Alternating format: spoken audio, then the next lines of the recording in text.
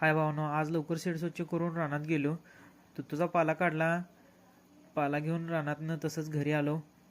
पिल्लासनी पाला बांधला. ही म्हणायला लागली सगळे आम्हाला पाला. म्हटलं नाही, म्हटलं जरा सर्दी झाली होती म्हणून गावात गेलो आकिबच्या मेडिकलमध्ये. आकिबला म्हटलं सर्दीवरची गोळी दे भावा.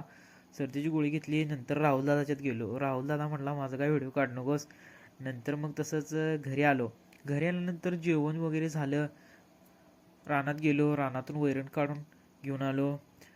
हारणे बघा कशी करायला लागल्या वैरण बघून. नंतर हारणीसाठी पाणी भरलं. शेरडांसाठी पाणी भरलं.